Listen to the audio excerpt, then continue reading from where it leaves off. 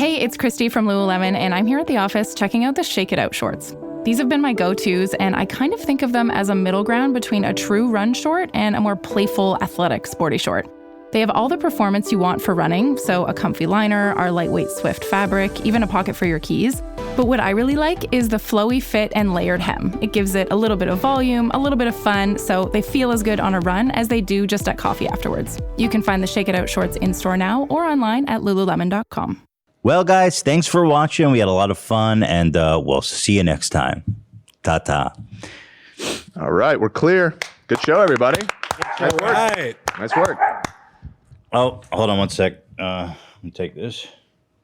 Yellow, this is Ethan. Yeah, what's going on? Are you serious? So, you're saying, okay. What was that? That was someone from YouTube. Uh-huh. They just said that we are suspended for a week, and if we upload anything, we will be permanently banned. What? What? Yeah. For what? They basically, I don't know. Keemstar was snitched on me. Wait, yeah, it says that we have a strike. What the hell? A strike? Keemstar snitched and got us suspended for a week. What? Oh my God, you gotta be kidding me. What the hell do we do with our time? Oh my God, dude. I'm so over it. I think we're going to have to just go outside. Sun's scary. We got to go outside, guys. We have literally a week. We have to be brave. It's okay, buddy. It is kind of sad. It's going to be okay. It's going to be okay. Oh my God. Is this grass? Is this what they call grass? So grassy. I remember when I was a kid, I used to blow and it makes a sound. Wow. There's a whole world out here for me to explore. Oh, the bushes. Oh, I haven't touched a bush in ages. And not like female genitalia, but like nature bush. Ants. Look how they walk. I've been an ant. I've been an ant all these years, but now I'm a man. I'm a human. I'm free. Oh, this podcast has been nothing but a curse on my life. I'm free. I'm free. I don't have to worry about being demonetized. I don't have to worry about YouTube. I don't have to worry about Zach clogging our toilets. I don't need to worry about Dan yelling at me. I don't need to worry about getting canceled. I'm free.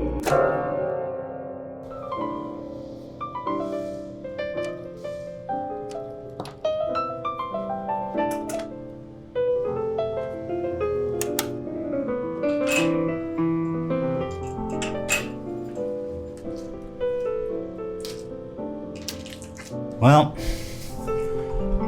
it's been a good run.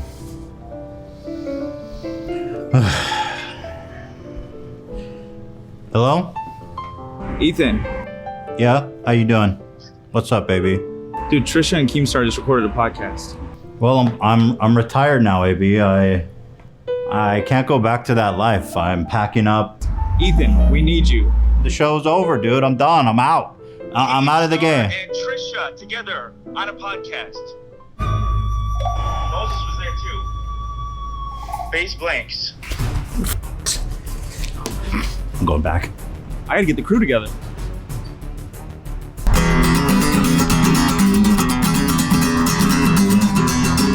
Aren't you Zach the Sound Lad?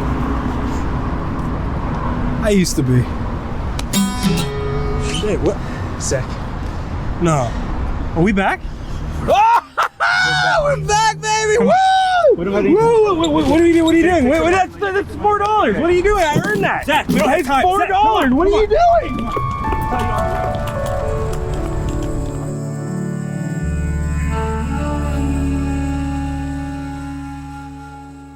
Dan, we need you. Dan the hater. Dan the hater is no longer here. I am Dan the lover. You hear that? Yeah. We got chippies. Salt and vinegar. No. Look, this is Keemstar in the pool with his clothes on. He has a hat and a jersey on in the pool. I mustn't hate. Yeah! All right, we're back, baby! Let's go.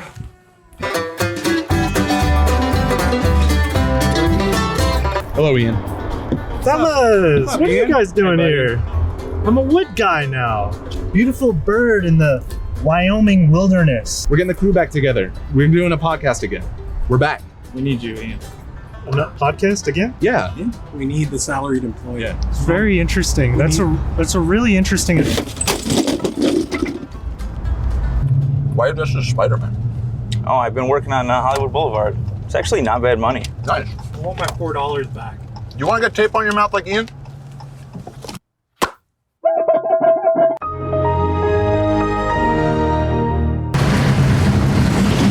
Guys, we're back!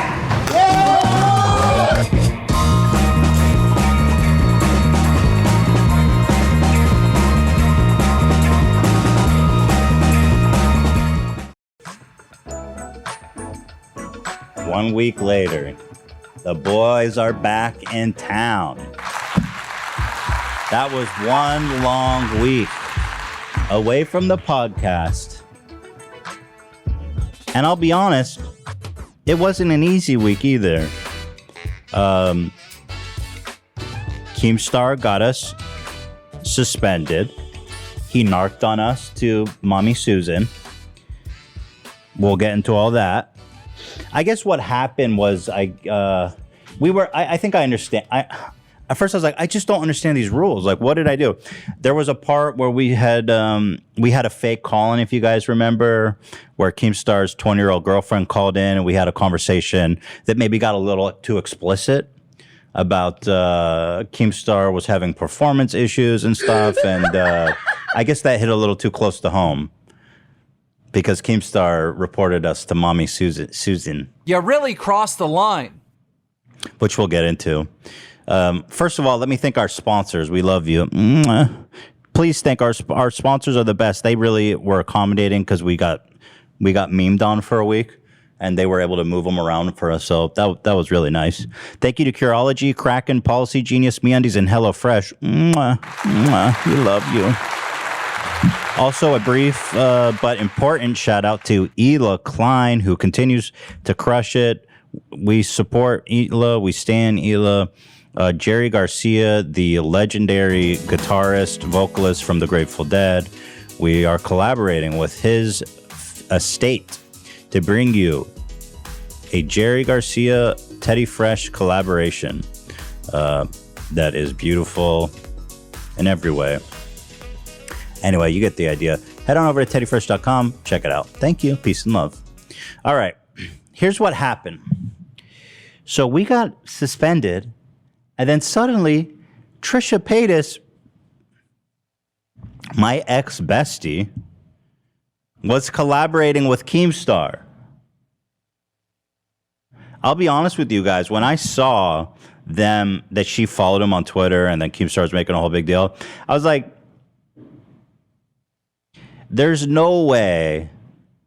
It could be that she's just following him to catch up on stuff. Like that's innocent. I was like, there's no way she's actually going to go on the podcast. Like that's beneath even her.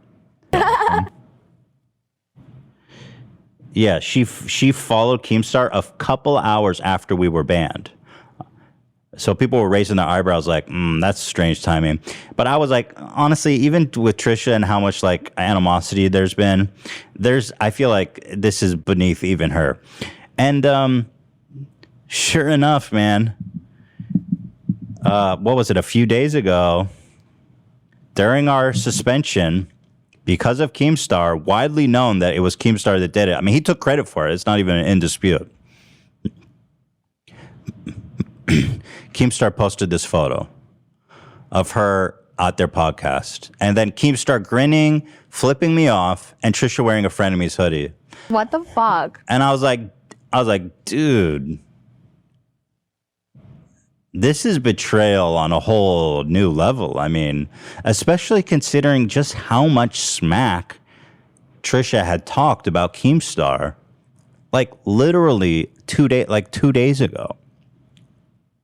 So basically, what this is to me, she is what was the name of that famous turncoat during the Revolutionary? Benedict Arnold? Yeah, she Benedict Arnold me big time.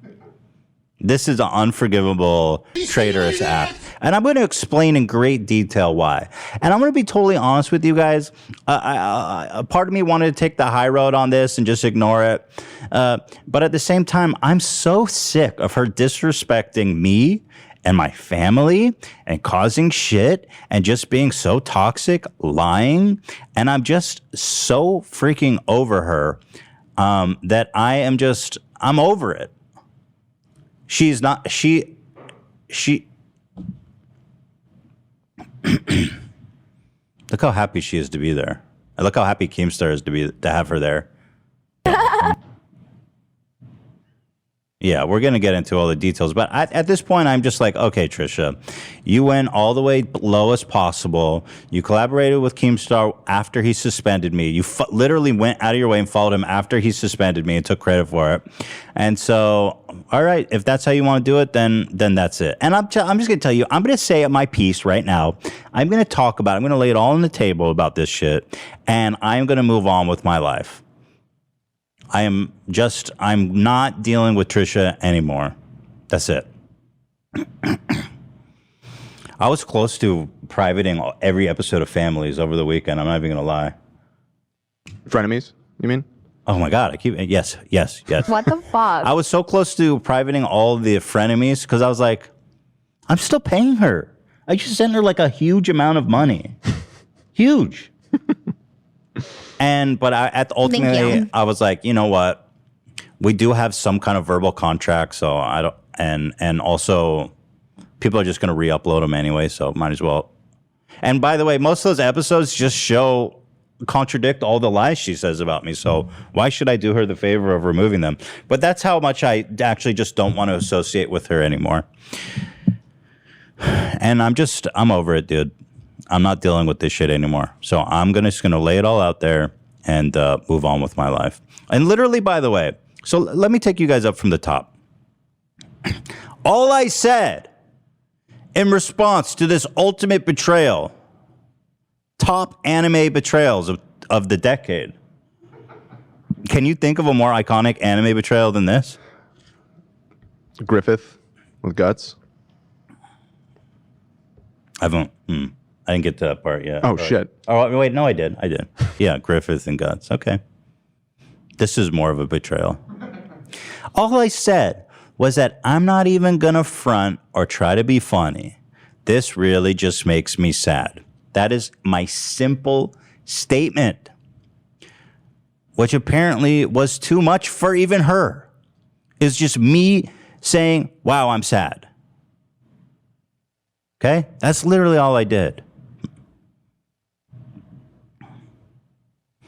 And so her response, by the way, to my one tweet that's saying I'm sad, she made 27 TikToks about me. She made a 42-minute video about me and 23 tweets about me. Oh my God. Saying I'm playing the victim, I'm lying, I'm this and that, I run a cult, and all my fans are harassing her. It's like, girl, all I said was that I was sad. Did you really not expect me to be upset about this? Her total responses tallied to 51 responses to my one tweet. And I'm the one that can't drop it. And come on, let's not ignore the timing of it. I get suspended. Keemstar takes credit for it. 2 hours later, she follows him on Twitter. And they're plotting this podcast. So let's set the stage here. Let's not mince words. She's clearly doing this to hurt me. And it did hurt, and I did, And Keemstar's obviously happy enough to use her as in his pawn. Here's Keemstar. Keemstar's such a creep. Okay, so just to illustrate just kind of what's going on here. So as soon as I tweet this, I go, oh wow, this makes me sad. Like, wow, this is my family, right? And so just to show how happy Trisha is to be used by Keemstar and his perverted his perverted little game of trying to upset me. W's. I go, this makes me sad. And Keemstar goes, W's and more W's. That's fucked up. Like, dude, how perverted and twisted, like, is it a W that you're like messing with my family? I guess. If you're really sick in the head. Here's more. My mom left a comment. Of course, my parents had to get into it. We're going to get that. We're posting families this weekend and we talk about it. So I'm just going to wait for that. My mom wanted to respond, of course. So I'm going to give her the opportunity. It's, of course, my mom said, can't wait to go to the wedding. Not. I was like, okay. Oh, Jesus, Mom. Of course, my mom, look, she's my mom. She's being protective. I didn't know she was saying this. I was like driving in the car and I was reading replies and I saw my mom at the top and I was like, oh my God. Look, my mom's been on Twitter for like a week. She doesn't know what she's doing. She's not used, her tweets usually get 0 likes. Also, that seems like a very tame response in terms of a mom. Can't wait to go to her wedding. Not. Yeah, it's pretty funny, I'll be honest. I mean, I appreciate her defending me, but it's just, she got to be careful when making tweets. Thank you, Shredder. Ethan's mother now refusing to go to Trisha's wedding because she came on my podcast. The W is too big. So here's Keemstar celebrating an actual riff in my family because of him. Doesn't that seem like a bit much to be celebrating, like calling that a W? Seems right on character for him. I'm busted. It's kind of an expose on how much of a creep he is. Deadass feel bad for Trisha now, but at least she knows that Ethan and his family never cared for her. They just used her for content. Okay. Not sure how you're drawing that conclusion. We definitely all cared about her until she made about 200 videos about me, calling me a liar and like lying. So, but he's happy enough to use her. Okay. I'm just giving you guys a little environmental of what I was dealing with offline and unable to respond until now. And Keemstar says, again, why so sad? He's been blocked for like a year, so I don't know why he's so sad. Yeah. He thinks he's the Joker. Here's the screenshot of Trisha that she followed him back 2 hours after I got suspended. Grab your popcorn. We just getting started, Keemstar. And so she knows, by the way. She knows, right, that Keemstar's just doing this to piss me off. It's obvious based on this tweet that he put out right after she followed him. So she cannot feign ignorance like, oh, I'm just going there to have a conversation. No, you're being there to be a useful idiot to Keemstar to try to cause problems in my family. It's creepy and weird. So... okay, all I said was it made me sad. Now, at this point, people are, finding Trisha's interaction with Keemstar questionable. And let's see, Trisha makes about 1 billion videos trying to defend herself, talking about how she loves conversation. She just free speech, dude. Conversation, marketplace of ideas. All of a sudden, Trisha's a First Amendment warrior who just wants to enter the marketplace of ideas. Like, what? Where did this come from? I've literally never heard her talk like that.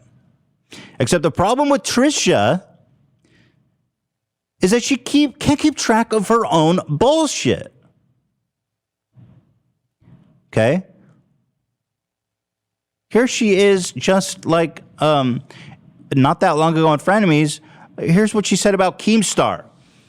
So you've got Marketplace of Ideas, Trisha. I'm just here for have a conversation. Here's Trisha a few months ago reacting to Keemstar. And quite frankly, I do not believe the alleged victim. And I don't want to... She even be allowed on YouTube. Like, I will never say that about any channel except for this. Like, you know what I mean? I don't think any other channel should be banned off YouTube except for literally Keemstar. What? She wants to deplatform Keemstar because he said he doesn't believe Jake Paul's accuser. Damn, it's crazy how she completely just changed completely. But here she is 1 week ago saying, 1 week ago! What? It's like, okay, that was a few months. People could change it. This was 1 week ago on her show talking about Keemstar. And at the end of end of the day, I'll always will have like Ethan's back. Like the idea of even going on like John Mueller, I was just like, because like regardless, like we're gonna have to see each other, right? Like I have a wedding coming up. Like I hope they come, all this stuff like that. Like we have to see each other eventually. So I'm not trying to like. Also, ew. John Mueller trash. Like I'm not that bad. Like Keemstar called me irrelevant. Like I'm not that bottom of the barrel yet. Like I'm not that irrelevant yet. Like I guess she hit the bottom of the barrel. I guess she is that irrelevant. Happened in the course of a week. She's kind of dissing herself in the most severe way possible right now. We get to cut that up, Zach, and have her going, I am irrelevant. I am bottom of the barrel. You got it. Thank you. They come to me when I'm like in a cardboard box. But even then, I probably wouldn't go on John Mueller. Like I'd rather just be living in a cardboard box, like chill in peace, whatever. Okay, time to move into that cardboard box, Trisha. I mean, what a hypocrite. What a immoral. She has no beliefs in anything. You know, when did her opinion change? Somewhere between 1 week ago and when Keemstar got our channel suspended and she could tap dance on my grave with Keemstar. When did that change? And then the ultimate irony, of course, is that I jokingly predicted this exact thing to happen on episode 3 of Frenemies. Listen to this. I really hated you. Trying to like drive up to block it. Sorry. I fricked up. Here, guys. Let's try that one more time. I really hated you, huh? You're such like a Judas, how you flip-flop between camps. I'm sure you'll be friends with Keemstar in a month from now. Absolutely Being not. like, no. yeah, Ethan's fucking, I used to go to his house, and you'll start making up shit like, yep, Judas. There's no such thing as a coincidence. There's really not. And wake up. So anyway, of course, Trisha wants to deplatform Keemstar. She thinks he's the worst. And Keemstar also, at this time, posted this video of them, a little backstage clip. Of course, Keemstar's just playing her like for a fool, just a pawn in his dumb game, his weird game. So he posted this clip of them all laughing and having a good time. I guess everyone looks heavier on maybe the way you sit. He lost weight. He's had his little fat boy stages. I go through them too, but like he's skinny right now. Yeah. You know what I did? I did keto for a while and lost it gradually, which was good. I'm glad I did that. But like recently, I've just been like raging and just eating like once a day, and because you're happier in a new relationship now. Yes. So right there. Look at it. Oh wait, really? Wait. Yeah. She's not a child. Look. Oh my gosh. That's She's a real person. How did that get blown? Okay. Anyways, first There's of all, no chains on it. She's not handcuffed. Dude, there's so much to unpack in this clip. Okay, why do you think Keemstar posted this clip to tease the podcast? Do you guys want to take any guesses? Could it be because Moses is on the couch and he wanted to rock the boat that way?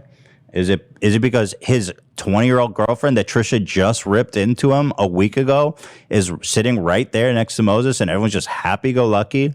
And Trisha literally says, how did this story get blown out of proportion? Girl, what? What? How did this story get so blown out of proportion? Backtrack 1 week ago, okay? From her Enemies podcast. Whatever the fuck that is. By the way, Trisha, if you're going to complain about my production quality, you better get your ass. You better like, if you're going to make a podcast called Enemies, you better fucking like, get the editor, get the producer, get the sound guy that you said that we needed that was so professional. Like, what the fuck? She canceled the show because our production quality wasn't up to her standards. And she's sitting in an empty room, echoey as fuck, totally unedited. It's dog shit. I mean, the quality is dog shit. I'm not making a value judgment on what she's saying. I'm just saying, if you're going to quit the show because the production's not up to your quality, you better fucking step it up. 5%. This is shit, dude. 5%. 100%. Here she is talking about, okay, Trisha says, how did this get so blown out of proportion? 1 week ago, go ahead, playing Trisha, take Daniel it. Keem, then you're an actual creep in real life. Like you are actually a real life perv, a real life just creep, just evil, just nasty, just a nasty old man that's like hurting this girl in ways that she may not know, but you know. Guys, what do I say about this? What do I say? Speak for itself. She said, how did it get blown out of proportion? You! Well, it wasn't really blown out of proportion. It was a good story, but, like, I mean... You know, ironically, I probably wouldn't have even made that video without this, because I think that's how we found out about it. The name of the episode that we got banned for was Trisha versus Keemstar. Right. And it was because of the back and forth between them. God, how did it get so blown out of proportion? Who? But she's like, there's nothing wrong with that relationship. Now that I see you and I'm too cowardly to call you out for it. I love it. I love it. You coward. Spineless. She is so spineless. Just sit there in front of Keemstar and his girlfriend and act like, how did this get blown out of proportion? Oh my God. How are you real? Okay, so let's take a big step back here. So Trisha goes, this is the marketplace of ideas, guys. We just sit and we have a podcast. Okay. So you know how, okay, so let me set the stage here. Gabby Hanna defended this guy Curtis. I forget his last name. He R-worded this girl Jessie. I forget the last names, but it was a big story. And Trisha was like, Gabby. Lepore was the Curtis guy, and Jessie what? Smiles. So this is all very recent, by the way. This isn't like years ago. This is from June 8th. Okay, that's like a few months ago. And what was one of Trisha's most unhinged videos of all time. Look at that shot, bro. That's laying on a kitchen floor. That's not even sitting. She's straight up. Her whole body's on the floor. The lower she gets to the ground, the more unhinged the video is. Okay, so listen to what she says about Gabby, who she accuses of being an R-word apologist. And let's just remember the context here. Keemstar defends Curtis and said way worse things. So she's conveniently forgetting about this, but let's not get ahead of ourselves. Let's watch. Also, this message is for Gabby Hanna. Gabby Hanna, you still suck. You are a scary-ass bitch, and you are a rape apologist. Those phone calls prove that you are an actual rape apologist, which you denied, and you are the lowest, most disgusting form of human being ever. And don't think for a second that last Frenemies episode on Views had anything to do with you. In fact, I'd rather them change the title. I asked them not to change the title to Trisha Storms Out. Please change the title to Trisha Storms Out, because that's why people are watching that, and not you, Gabby. No one gives a fuck. I'm so sick that I even talked about you, that I have allowed you to just absolutely eat away at me, but now also Jessie and all these other people that you've been an absolutely disgusting, vile person to. You are disgusting. You are a liar and a psychopath, and you need serious help. So don't even think for a second that you're trolling or winning or anyone thinks you're relevant. So she has that much energy for an R-word apologist, but keep the same energy, because Keemstar on the same exact situation said way worse things. And if you care about Jessie Smiles, she seemed to have been way more offended by what Keemstar said than Gabby. I hate cases of R-word, says Keemstar. In most cases, only two people in the world actually know what happened. Everyone else has to guess. The Jessie Smiles and Curtis story is so hard to believe because they were boyfriend and girlfriend.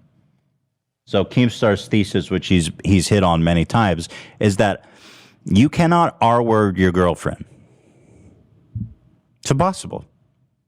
They're your property to do whatever you want with. But the truth is, none of us actually know what happened. So here's Jessie, the girl that Trisha's so passionate about protecting. You have handled this situation with such poor taste. You're right. You don't know what happened, but you sure felt like you did all these years when you consistently called me a liar, mocked my accusations. Sorry you hate all these R-word cases. By the way, must be hard on you. And she included a screenshot of Keemstar saying, sorry, Jessie Smiles, tagged her on Twitter. Only has 140 characters. Please don't accuse me of R-word. He's making a joke out of it. Basically accusing her of making false, allegations. This is just one specific example of Keemstar's continued history of not believing victims. And actually, well, here he is. You know, Jake Paul was accused of SA. Again, recent.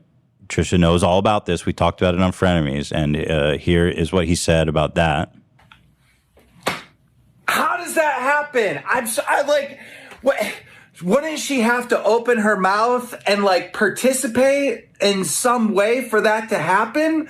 Like, can't you just turn your head, or can't you just get like? Is there some way to force oral sex on someone? I mean, she's... So once again, Keemstar is saying that you cannot orally R-word someone because you can just turn your head.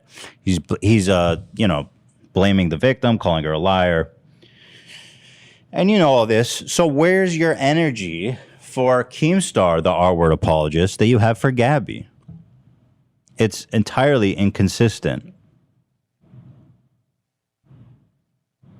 And you definitely know that Keemstar harassed Hila for a year, calling her a horse, tweeting pictures of horses at me. You definitely know how he harassed AB's wife during the same time, tweeting him pictures of witches, saying his wife looked like a witch.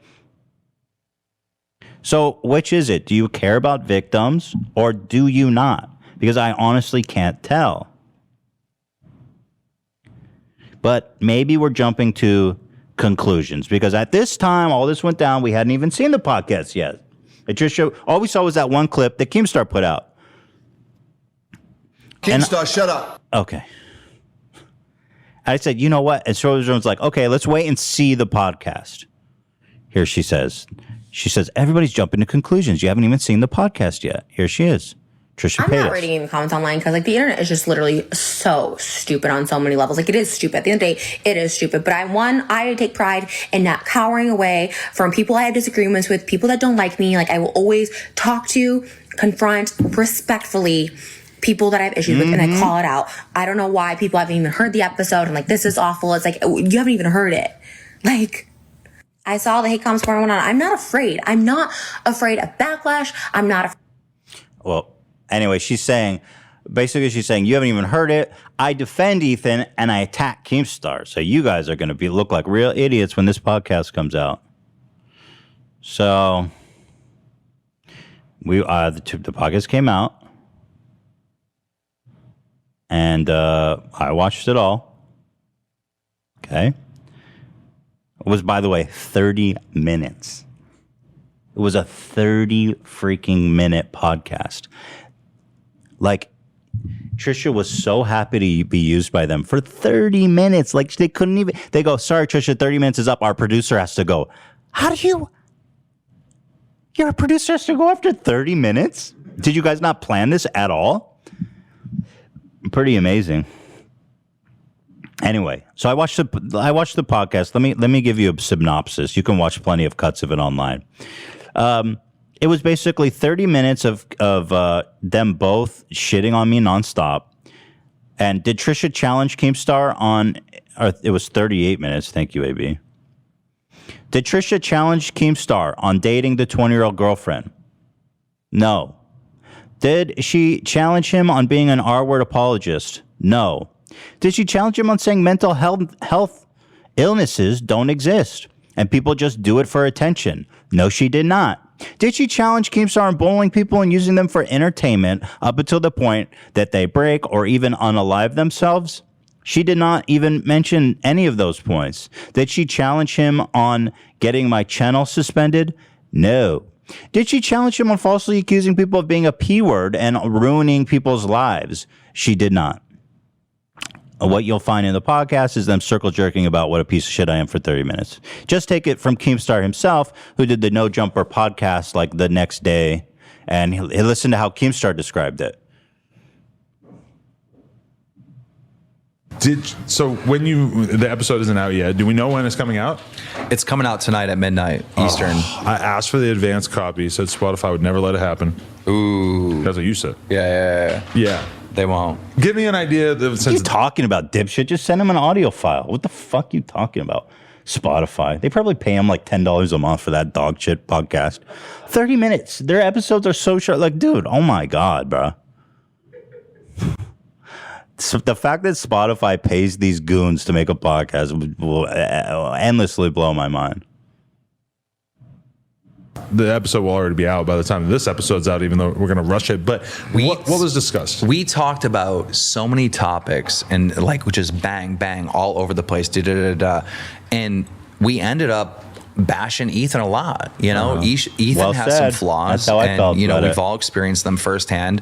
Ethan and Banks have had beef. Trisha and Ethan have had beef. Obviously, me and Ethan have beef. And so that was the one Bro, can I, like, what are you doing with your life, Keemstar? Look at those glasses. That he wears a Keemstar necklace, a phase hat, and ski glasses. In summer in LA, he's walking around in ski glasses. Can you be more of a tool? Not to mention the full jersey and hat in the pool. We'll get to that. Okay, we'll get to that. Oh, trust me. That's my favorite thing I've ever seen. Yeah, we're getting to all that. I have been caught in 4K. common thing that kind of connected all of us is, you know, us criticizing Ethan. So there you go. You know, we have a lot in common. We all hate Ethan. So what exactly was I waiting for, Trisha? I watched the whole thing. What was I waiting for to see?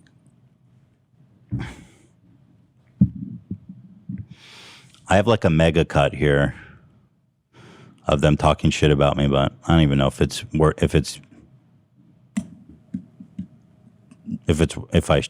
should I show this? Do it. The thing is, the mega cut doesn't do justice to how much they were just nonstop talking shit about me, but this is 3 minutes. Hey, he would never do that. Wait, why? He would never in a million years. Why? Because Ethan's a pussy. He really is. He really is. Trisha, Yeah. Ethan will not put himself in a situation where he knows he's going to lose. All right. This is why the last podcast of Frenemies like never aired, right? Yeah. That's the thing. So in that way, I think she has the Ethan syndrome a little, where it's like, if you can't admit to one fault that you did. Oh, she says, now it's the Ethan syndrome. Gabby has the Ethan syndrome, bro. Let's fucking go. That's a terrible syndrome. You don't want to get diagnosed with that. But now I'm the original. It's Gabby has the Ethan syndrome. Right, yeah. Not Ethan has the Gabby syndrome. Like I've ever seen her one time be like, you know what? I was wrong. Never. Yeah. And that's where I'm at with Ethan right now. The fact that he can't admit that he did something wrong, like publicly, and I'm still getting all this hate about it. It's like annoying. Yeah, I'm sure nobody's hating on you for going on Keemstar's podcast. Being a total tool hypocrite. You basically spent like the better part of the last 2 years talking about what a piece of shit Keemstar is and how he should be deplatformed. And now all of a sudden, when you have an opportunity to tap dance on my grave with him, you take it within 2 hours of being suspended. It's like, bruh, you're such a traitor. Didn't come back, and like it sucks because I really did like Frenemies. Like I was down to go the next day to film. He's like, "Will you film tomorrow after a big fight?" I was like, "Yeah." And then that's when he told me like the crew wasn't comfortable, and then that's when I lost my shit because I was like, he screenshot my shit. I mentioned it to my YouTube rep. I'm like, "Can you do this stuff on YouTube?" And he's like, "No, I don't think so." Here he is. So then it got age restricted. And I was like, here he is admitting to getting our Keemstar puppet sketch age restricted, by the way. Okay, well, something for that, So that's right? two- I mean, I Really technically did flag because I made a Twitter video tagging CEO. You didn't report it though. I didn't do it through YouTube, no. Weird. That's Yeah. so. Well, that's also why I was like, let me just talk to Keem so he don't flag me because it is. I would never. I want to bully. I want to harass. I want to fucking talk shit. I do. Toxic, man. I want to It's roast this toxic. guy, but I can't because YouTube won't let me. But he could say, I got a little dick, fuck puppets. Like, what is this? By the way, Keemstar's lying. He can say whatever he wants about me. He just can't stand the fucking heat. He tried to ruin my life as many times as possible. It didn't work. And now he's got nothing to say about me. So we shit on him all we want. He can't say anything. So now he's crying. Oh, YouTube doesn't let me talk about him. You're a fucking liar. Because guess what? I'm still sitting here calling you a piece of shit. That you are a horrible person. And I'm never going to stop calling you out. Because YouTube never told me don't talk about Keemstar. I mean, you're lying. You just can't stand the heat, bro. You can't stand that I have a little puppet about you. Where's the puppet? Grab the puppet. Right, and I think that is like the hypocrisy of Ethan. I'm not going to fuck the puppet. I'm not doing that. I've changed. I've reformed. Good. That was wrong. It's big of you to admit that you were wrong. That was in doing wrong. that. I shouldn't have fucked the puppet. That clearly upset Keemstar. Yep. It was too far. Enough to complain to YouTube about it. Yep. It was too far. I shouldn't have fucked the puppet. Yeah. That said, we believe. Thank you, AB. That everybody deserves a platform and free speech here at the H3 podcast, unlike some people on the internet. Even though it's my constitutional right to be able to fuck this puppet, YouTube doesn't like it. So this is a puppet of Keemstar. He goes, Ethan, you are a fucking hypocrite, which is all he basically says. And Keemstar, did you get my, it's interesting, you just admit to getting my sketch with the puppet age restricted. Was that you? Yes, it was me, but I didn't click the report a flag. So, it wasn't me. But yes, I did write them and complain about them several times. Okay, so it does sound like it was you. Yes, it was me. Okay. And Keemstar, were you responsible for me getting suspended for a week? I didn't click the flag button, but yes, I did tag Team YouTube and Susan Wojcinski, the CEO of YouTube, and I also admitted on video that I've been writing YouTube every time you mention me and crying behind the scenes. Okay, so it was you. Yes. Okay. All right. What's interesting about the Keem? AB, what's interesting about take the the Keem puppet away. is that Take the he's puppet also away. got quite a dome. No. Look at that. Take the puppet. All right, take it. All right. Keemstar's crying to YouTube as we speak. We got to go to break. All right, let's go to break. We'll be right back. We got plenty more to talk about. Thank you to Curology. I used to think my skin goals were unattainable, and since I started Curology, I honestly feel like my skin is glowing. Whether you're trying to take control of your acne or if acne is no longer your top skin concern, but fine lines, dark spots, occasional breakouts, or clogged pores, Curology customizes a prescription formula with 3 active ingredients picked for you to tackle your skincare needs. How it works is you answer questions, you take pictures of your skin, and you send in the selfies and the report to Curology. And next, Curology matches you with a licensed dermatologist provider who gets to know your skin. And if it's a good fit, they're going to customize a prescription cream to address your acne, your fine lines, your dark spots, whatever you need. They're going to be able to tell based on the questionnaire and the photos, and they're going to get that perfect formula. Basically, how mine has been going is they sent me 3 products. They sent me the cleanser, the formula by the dermatology provider, and the moisturizer. And the cleanser is super soft. It takes all the oil off my face without making it feel dry. I put on the cream from the dermatology provider, and then I moisturize, and I feel great. I really do feel like my skin is glowing more than ever. Curology sets you up with a personalized treatment plan and ships the custom formula right to your door. I really recommend it. I've been enjoying it a lot. It's time to take control of your acne, dark spots, breakouts, or whatever your unique concerns may be with a powerful skincare treatment made for you today. Go to Curology.com/H3 for a free 30-day trial. Just pay for shipping and handling. That's CUROLOGY.com/H3 to unlock your free 30-day trial. See Curology.com for all the details. Thank you to Kraken Crypto Exchange for sponsoring us today. Owned, of course, friend of the show, Jesse Powell. Love this man. He's a good man. He's supporting the show. And Kraken is a great exchange. I can't recommend it enough. For the last 10 years, Kraken has been one of the best platforms for trading crypto online. Now with the new Kraken app, it's easier than ever to buy and sell over 60 of the most popular cryptocurrencies on the go. Simply download the Kraken app, connect your bank account, and start investing for as little as $10. Just takes 1 minute to get started. And with the new app, the new Kraken app, you'll have your portfolio in your pocket wherever you go. You can monitor your investments, track your winners and losers, keep tabs on your favorite projects, or view the most traded cryptocurrencies of the day. It's got all the features you need with none of the complexity. It's a simpler way to invest, and you get to support our show. If you're interested in crypto or exchanges or whatever, please use Kraken, kraken.com/H3. Visit kraken.com/H3 to learn more, or search Kraken in the App Store. Thank you, Kraken. Things you want to do. Evening swimming, popsicles on a hot day, rub a dog's belly. Things you don't want to do. Overpay for home and auto insurance. Policy Genius can help look for similar coverage to what you have now, but at a lower price. Why use Policy Genius? Well, I'll tell you right now. It makes it easy to compare home and auto insurance in one place. They can also help you find home and auto coverage similar to what you have now, but at a lower price. They've saved customers on average $1,250 per year over what they were paying for home and auto insurance before the switch. They saved new customers on average $435 per year on auto insurance. They've saved new customers on average $350 per year on home insurance. Their team handles all the paperwork. They set you up with a new policy, and they switch you over from your current one. They handle everything. They find you a better price. And guess what? It's all for free, too. They don't charge you a freaking penny. Getting started is easy. Head on over to policygenius.com/afterdark and answer a few quick questions about yourself and your property. Then Policy Genius takes it from there. They'll compare rates from top insurers, from Progressive to Allstate, to find the lowest quotes possible. The Policy Genius team can look for ways to save you more, including bundling your home and auto policies.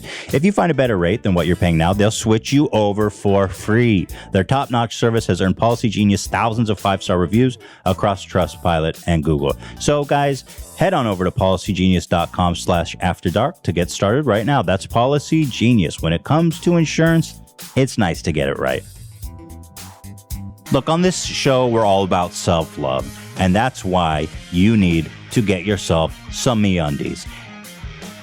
I know you got that tattered old underwear that's all like, peeling and there's tears in it. I mean, how much underwear are you carrying around from like the 6th grade? It's time to grow up and treat yourself. Damn it. MeUndies. It's soft. It's breathable. It's unlike any underwear you've ever worn. And trust me, once you go MeUndies, you're never going back. The comfort does not start with imagining, but with feeling. So once you get your jewels in there, boy, let me tell you, you're going to be comforted to your core. MeUndies are designed to be the softest thing on the freaking planet.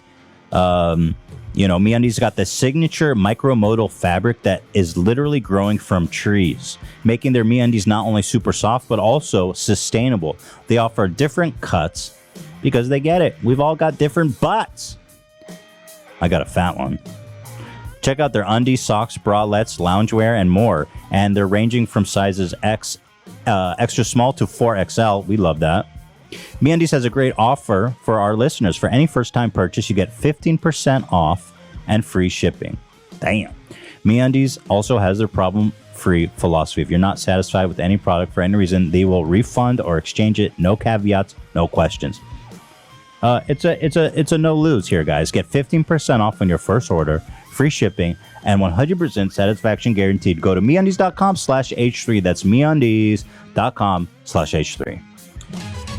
Ooh, with HelloFresh, you get fresh, pre-measured ingredients and mouth-watering seasonal recipes delivered right to your door. Skip the trips to the grocery. Count on HelloFresh to make home cooking fun, easy, and affordable. That's why it's America's #1 kit meal. Let's be honest. I mean, I think most people love to cook, but there's so much hassle surrounded by it. You got to go to the grocery store, and then it's like you got to buy the right portion. You ever buy celery? I mean, that's just one thing. You got to buy like 10 celeries. Who uses that much celery? And that's kind of what's nice about HelloFresh is they send you the portions, so you don't have to buy these ungodly amounts just to make one meal. Fall is busy, but HelloFresh recipes are going to save you time when you'd otherwise be spent meal planning, shopping, chopping. So you get back what matters, time. And HelloFresh's family-friendly menu is a big one for back-to-school season with easy, delicious recipes for drama-free dinners. Here's one example that we cooked up recently. The pizza. Ian, you made this one, right? Yeah, we put it together. It was great. It was super simple, and we had all the ingredients there. Didn't have to worry about anything. It was delicious. What is this? A vegetable pizza, or what do you call this? It's a pineapple barbecue flatbread. Wow, that sounds bomb. Yeah, it was great. Is that asparagus on it? I think it's green peppers. Green peppers, yeah. Daddy likes. Guys, if you want to get in on the action of the thrill of having beautiful home-cooked meals sent right to your door, then go to HelloFresh.com/H314 and use the code H314 for up to 14 meals, including free shipping. Come on. It's America's #1 meal kit for a reason, guys. So one more time, go to HelloFresh.com/H314 and use code H314 for 14 free meals with free shipping. Thank you. Thank you. All right, we are back. So I was watching the supercut here of all the lovely things she said. I think it's like gross when people do make fun of people's like looks or small penises or whatever. I don't like when people make fun of people's like aesthetic. Okay, fine. I didn't say he had a small penis. I said he had performance issues. I wasn't that specific about it. But did I say he had a little one? Maybe I did. Well, who cares? I think you did. But like, who cares, Keem? Is it really hitting that close to home that you had to cry to YouTube about it? And this snake motherfucker started getting hate because I'm on there and, you know, I'm a controversial figure. So he leaves a comment. He goes, listen, I know some of you guys hate Keemstar. Don't worry. We hate him, too. We just thought this would be entertaining. And that was a knife in my back. That's the biggest thing that I dislike about Ethan and just don't appreciate about him is he's constantly pandering to the audience. Yeah. He's constant. And now it's all Tell about, that to our audience. You know what I mean? Yeah, I know. I was like, bro, have That's you news to ever us. read the comments? Who am I pandering to exactly? Blanks.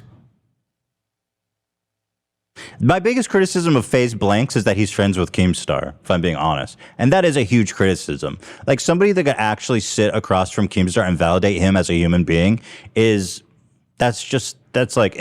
mean, bro. You could be Mother Teresa, apparently Mother Teresa. You could be, who's an undisputed great person? I feel like we're losing him day by day. Yeah, not Mother Teresa. People do not like her. Yeah, she actually was one of the worst, apparently. MLK. You could be MLK, but if you're friends with Keem, then you're ML L for the L. ML hell. Like the L. MLK. M taking the LK. Yeah, pretty much. Responsible with what you fucking say and SJW and all this shit. And he's done a full 180. Yeah. And it's because that's the audience. That's like the mainstream, what mainstream people want to watch. It's like people change. I try my hardest not to change, right? I try to. That's so admirable, bro. That's what life is all about. Wow. Keemstar says, I try my hardest not to change. And interestingly, about since the age of 15, he's been true to that mantra. But unfortunately, you know, me being an evolving human being, educating and bettering myself over the years is something that, of course, Keemstar looks down on. Keemstar, right? But even me, like, I have to calm down and tame things down because we get in trouble now. We can't do what we used to do back in the day. But Ethan's change has been so drastic. Like, you haven't changed. Ethan's change is plastic. It really feels and seems plastic. He definitely goes with what the audience says, which is like, so that's the worst part. I think that's what the end of Frenemies was because he got so much hate from that last episode. Because I didn't get hate for the last episode. By the way, what is that statement? I always pushed through the controversy with you. I mean, I don't know what you're talking about. I mean, I do think Trisha is confessing and projecting a little bit here because, first of all, I've kind of disengaged from the comments from my mental health like years ago, and it's one of the best things that I've ever done to have a sustainable career on YouTube. And Trisha reads everything. I know that. So I think this is just projection and confession here. At first, he's like, yeah, let's film tomorrow. Let's do it. And then all the comments were like, Trisha's like spoiled and titled, all this stuff like that. And then he like changed it. I just think the amount of effort, I'll just use Ethan as the example, the amount of effort he'll put in and the length he's willing to go to like make an accusation or highlight a bad part of somebody. If he gets it wrong, he doesn't put an equal amount of effort in redeeming it or correcting it at all. Not I out of still your get mouth. so much hate from his audience. Like literally, it's not even that severe. So my audience is your audience too. Trisha's got this weird thing where she thinks that all the hate she's getting is just H3 fans. It's like, I hate to break it to you, Trisha, but I think they're mostly your fans that are become disillusioned with you. I mean, we would get like 4 or 5 million views per podcast of Frenemies, and we get like, 2 million on a really great episode here. So there's like 3 million extra people there that don't care about me.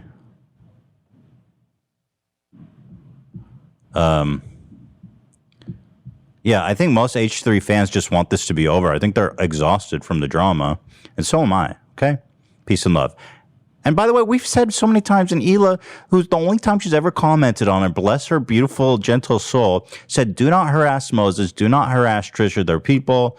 You know, I'm so like, come on. That obviously those things, but like the stuff that he said saying I wanted to have the whole crew fired, I hang on to that so much because I would never say that's something I do, and I'm just like, oh, the fact that you don't correct this. I've reached out to Ethan twice on Twitter to make peace because our beef is so fucking deep, right? That it's exhausting, right? And I wanted to just stop it so many different fucking times. He's not interested. Like, he wants me deplatformed. Yeah. Well, it's like I don't negotiate with terrorists. You know, there's a reason for that. You know what I mean? It's like, why would I sit across from you and validate you as a human being? You are irredeemable scum. You are the worst person on this platform by far. And yes, he's had like 4 channels that have all been banned. He should not have a platform on YouTube. He's dangerous. He's harmful. He's just, yeah, dude, yes. But apparently Keemstar thinks I shouldn't have a platform because as far as I'm aware, he's got 1 video age restricted, he got me a 1-week suspension, and I've done nothing to him. As far as crying to YouTube goes, fucking baby. The difference being action, where, you're saying you don't think he deserves it, but there's no public. He deserves it, but what is that? I go, yeah, he deserves it, but like, what is me saying he deserves it do? I don't control policy. Where he's publicly putting out videos tagging the CEO of YouTube. And he goes, "Mommy." Yeah. Yeah, I mean, I could predict that he would likely say that the whole saga where he lost a bunch of sponsors because of the videos that you made would be his retort, but that really is different because that you just criticized him and then people reacted versus crying to YouTube. Whole thing, by the way, which Keemstar has done his whole career going after people's sponsors. Sure. So like, okay, dude, whatever the fuck. But that whole thing, I was like, how is G Fuel sponsoring this guy? He's got a can of G Fuel while he's like slandering, falsely accusing people of being P-words. I just found it pretty ironic. I wasn't like, go email G Fuel. If G Fuel wants to pull their sponsor from Keemstar because he's a piece of shit, that's probably a good idea on their part. His argument and that whole situation boiled down to 2 things: was that you are for deplatforming and that you want people to lose sponsors, which both have been shown on his end. Proven. Shout out to Comment Cop. And on my part, not prove. I mean, you could say that me bringing a notice to nobody cares. I don't give a fuck. Keemstar, you're so irrelevant to me. He thinks that we have this beef. It's like, I just don't like you, bro, and I shit on you every chance because everyone else is like afraid of you for good reasons because you're such a psychopath.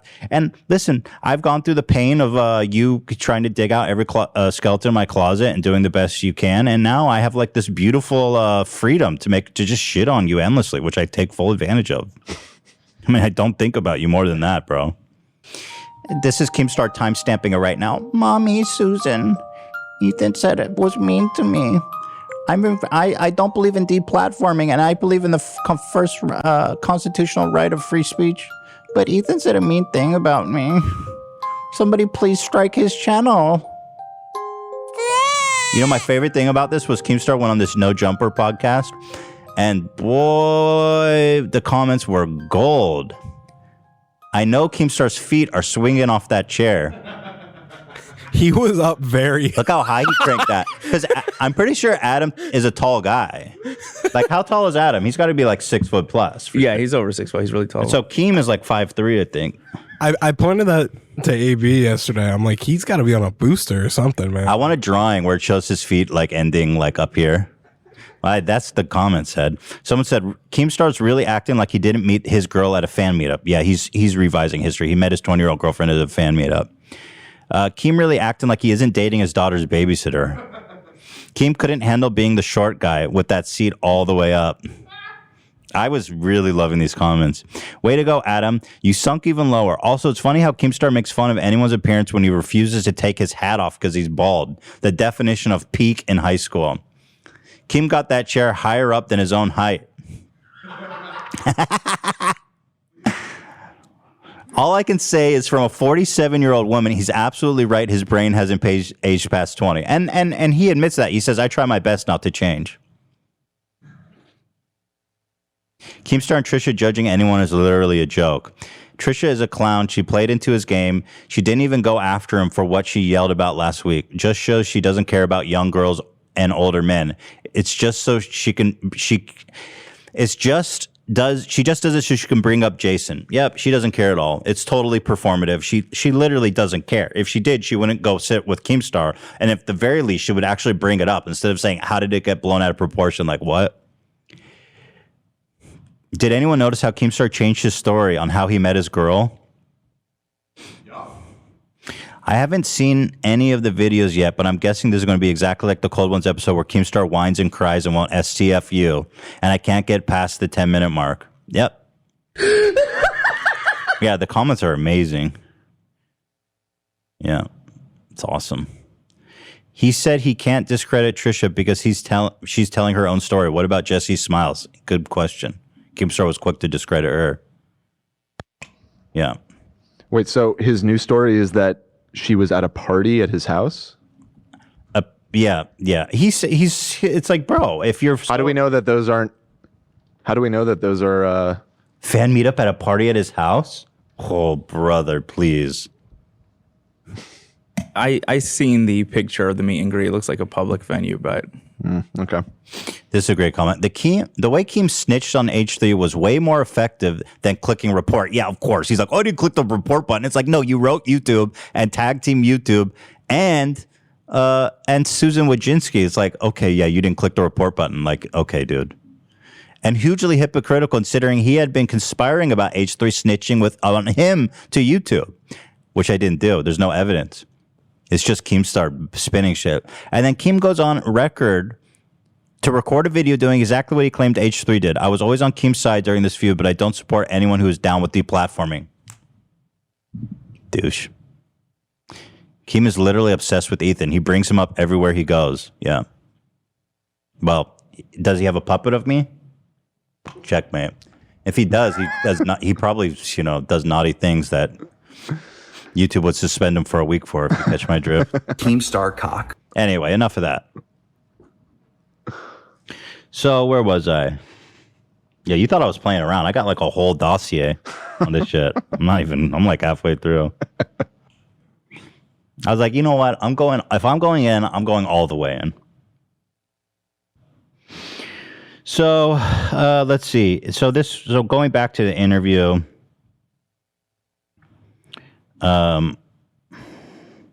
When Trisha said, just wait and watch the interview before you judge me.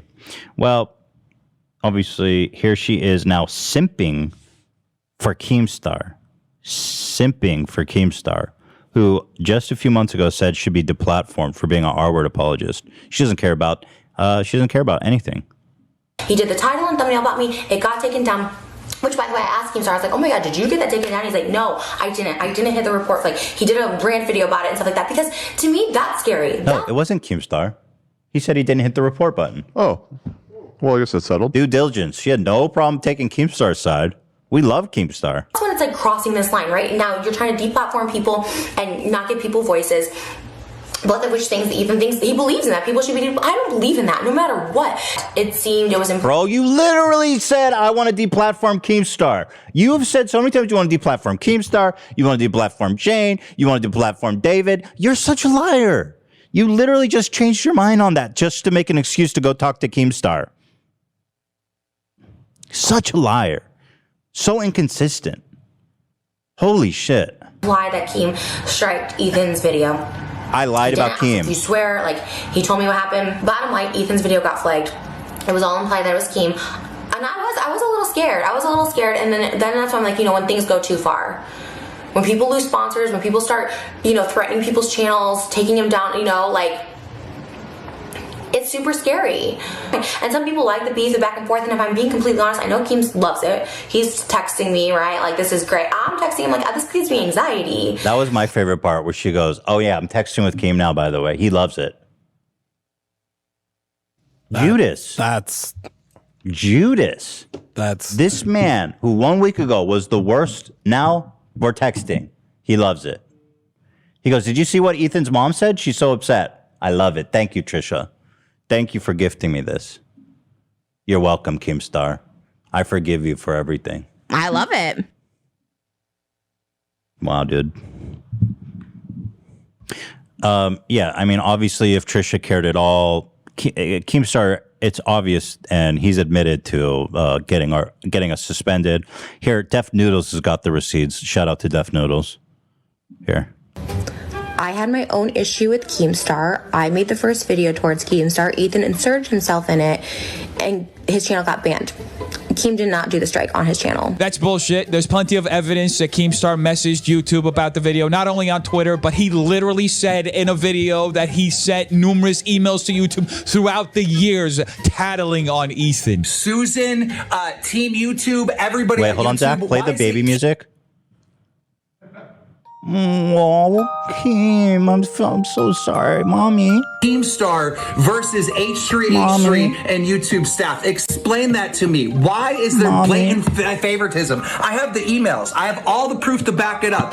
I have sent emails when he broke TOS saying, hey, look, he's doing the same thing that you threatened to kick me out of the partnership program. The guy fucking confessed in video. He tagged the YouTube CEO. He said it in the video that he's been sending emails for who knows how long, tattling on Ethan. By the way, speaking of, since we're on the topic of Def Noodles, he put out a video today showing some DMs Keemstar sent him, and they were so mind-blowingly insane. Yeah. I mean, I've got messages from him like this my whole life, but it's interesting to see other people sharing. Let me find this DM. Hang on here. I'm just. Guess what, folks? He's terrified of Def. Why is he so scared of Def Noodles? He wanted Def to be his replacement at one point. He reached out to him and Def turned him down. And now I think he's just worried that Def is on the come up and he actually... Well, actually, Def Noodles is really good. Like, honestly, he's super organized. Like, he gets... I don't know, man. I really actually like his videos. And he like dropped the shtick recently. Yeah. And shout out to Def dropping the shtick. Good choice, my dude. Actually really enjoying his videos for drama. Not really apologizing. Bro, this shit is going to blow your mind. Just watch this. This is a little bit of a side, but it's worth it. There's some insecure 40-year-old man having a midlife crisis. Hold on, let me go back. Literally months over DMs. He doesn't want anybody to have a piece of the pie. In fact, Keemstar is so out of his fucking mind when it comes to competition, folks, that even though we had spoken for literally months over DMs, we have each other's phone numbers. We texted. We even talked on the phone several times, one time for almost an hour.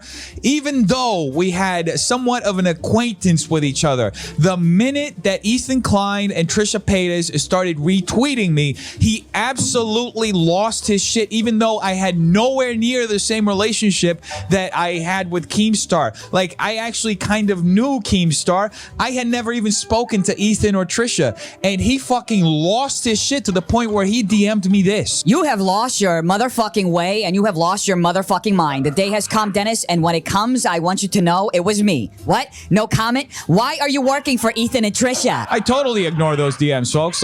Can you believe that this guy is real? I mean, what? I want you to know it was me. Dude. I just want to know how many times he rolled his eyes while typing this. He's so sassy, dude. God. He has so much sass. He's such a creep. I mean, he is such a creep. And, you know, he's not kidding, because he said, well, you'll see. He goes, I'm sorry, I got heated. Like, and the day is coming, and I want you to know it was me. You will rue the day that you crossed me, boy. Okay, dude. I try my best not to change. It's like, what the fuck am I supposed to do? Reassure some insecure 40-year-old man having a midlife crisis in his home office, trembling because one guy is making videos in the same segment as him? Oh, man, was so fucking pathetic. Anyway, the next day, he did DM me again, and not really apologizing, but just kind of acknowledging that he had a mental breakdown and that it's not normal to do what he did. And from that day on, folks, this motherfucker started attacking me constantly. Yeah, so, he's so paranoid. He goes, why are you working for Trisha and Ethan? Like, literally, no association. We found him on Twitter, and he's on top of all the gossip and stuff, so it's really useful. And we're like, oh, we like his Twitter account. And then Keemstar loses his mind. He gets all paranoid that we're working together. And so basically, if you guys will all go subscribe to Def Noodles to make him the premier drama channel, that'd be great.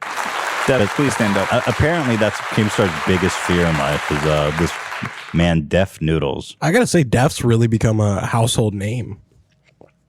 in like the in your household? No, Yeah, just your like family watches Def. No, I'm just saying his relevance is really skyrocketing. Yeah, he's good. I mean, he's great. Well, Keem shit talks him every chance he can. He was shit talking about No Jumper. Oh, and guess who got Def Noodle suspended on Twitter? Right. I was about to bring that up. That was the implication in that DM, right? Oh, yeah. When it happens, know that it was me. Like it's got to be the Twitter suspension. Yeah. Well, he definitely celebrated either way. Even if he tries to deny it, he was celebrating it. The man who's against deplatforming. Yeah, can we just dismiss that myth at this point? But you know, the point I'm kind of driving at is that Keemstar and Trisha really deserve themselves. They have no consistency. They believe in nothing but themselves. They'll say and do anything to get the upper hand. They're total hypocrites. I think, you know what? I think they deserve each other. I think they're great for each other. I think they have a lot in common. And I think they should make a show together called Hypocrites. Maybe POSs. Maybe any other title for psycho? It's like a Romeo and Juliet. Romeo and Julia. Yeah, Romeo and Julia. You know, and so Keemstar obviously has these actual absolutely nuclear takes about mental health that I can't even show without getting yellowed because they're so inflammatory and insane.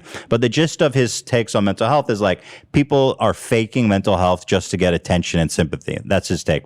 And Trisha goes, and Trisha knows all this. So she goes on the podcast, right? She goes, oh, Keemstar's changed. We had a great conversation.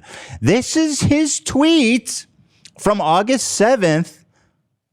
Okay? This month, a few weeks ago, this is a man who's now enlightened about mental health. He says, and this is about me, okay?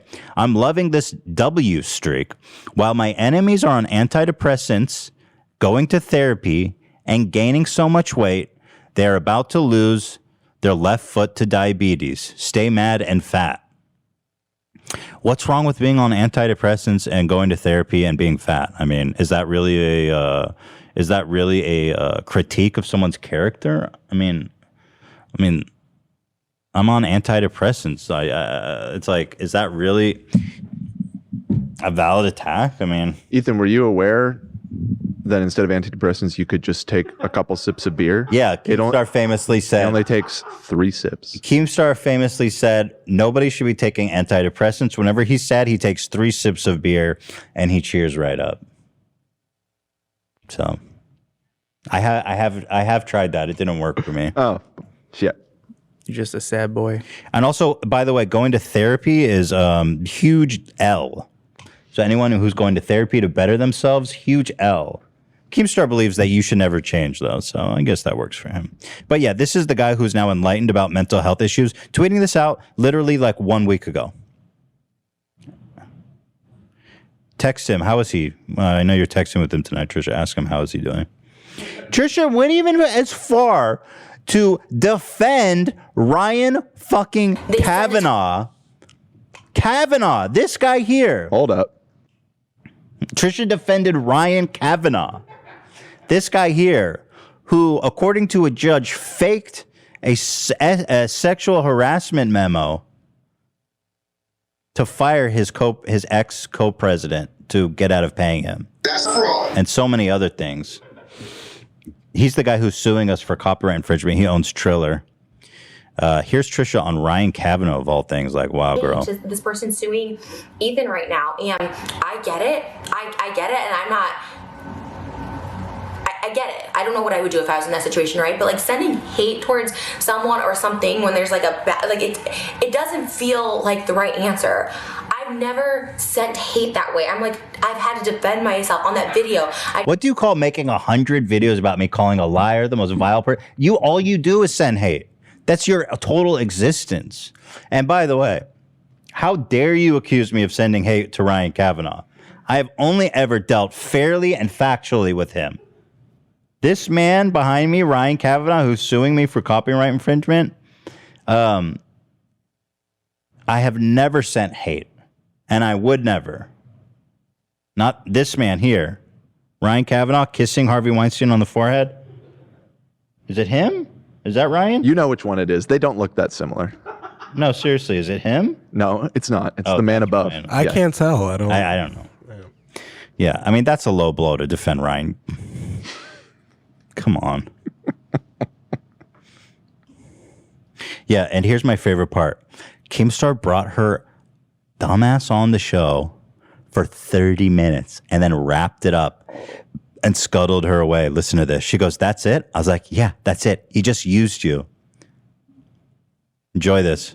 I'm so sorry that we have to cut this short, but Richard has to go. But before we go, How do you schedule a podcast, especially one that's this big and important, and you don't allot more than 30 minutes? I mean, what? I mean, that was a lie, right? Because they had Gabby Hanna come in just a few hours later. We're getting to that. Yeah.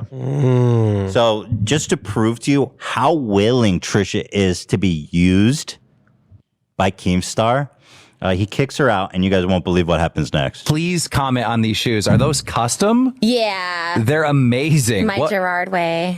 Is that what that is? Yeah, it's My Chemical Romance. They look so fucking cool. By the way, I didn't want to say, I'm comfortable saying this now. Gerard Way, get a restraining order now. Don't wait. Don't wait for something to happen. Because that girl is unhealthily obsessed with you. Get a restraining order, Gerard Way, now. Don't wait. And may I say Adam Sandler? Adam Sandler, you may want a restraining order as well. That woman is walking around in your clothes. That is abnormal behavior. Love those. All right, that was fast. Damn.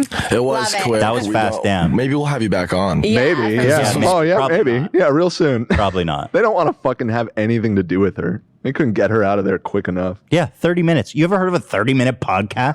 Are you kidding me? So here's the best part, okay? Keemstar fucking hates Trisha. Yeah, of course. Like, how could she not see that? Girl, you walked into such a trap. She's I'm sorry. so willing to be used by him.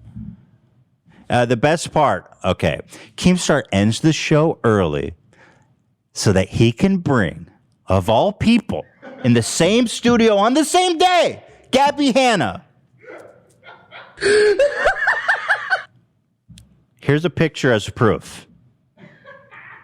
Here they are wearing the same clothing. Banks is in the same clothing. Keemstar's now wearing jorts, his trademark jorts, because I think he took a swim. He took a dip. Which we'll get into that too. We'll get into the swim. Here they are. Yeah, Banks is in the same outfit, and Keemstar just got jorts on. Legend. Yeah. So, Trisha got absolutely played. Here now again, she's a free speech advocate all of a sudden, and she believes in talking to anyone about anything, right? So they're kind of teasing her a little bit. They're kind of making a fool out of her. Listen to this. Well, explicitly. Yeah. Dude, imagine if Gabby was here. I thought you were gonna do no, that. but listen. Imagine if Gabby was here and we posted a picture: FaZe, Banks, Keemstar, Trisha, Gabby. I'd bolt. The internet would. She'd bolt. She's there. Gabby's there, or at least she's on her way there. So Keemstar's being like, "Well, can you imagine if Gabby was here?" He's testing the water a little bit. Says, "I'd bolt." Interesting. Good break. No, we wouldn't do that to She's you. the only person I who wouldn't actually do scared me. that And to I thought you. he might do that. I was like, wait, that's weird. He's being like too nice. And so I was like, this is like, it felt off. She goes, "Well, I wouldn't do that to you." Well, you did. You would, and you did. Well, not put them in a picture together. No, but like they played her. Yeah. Gabby's literally outside with a freaking knife. Trisha opened the door to the exit, and Gabby's there like.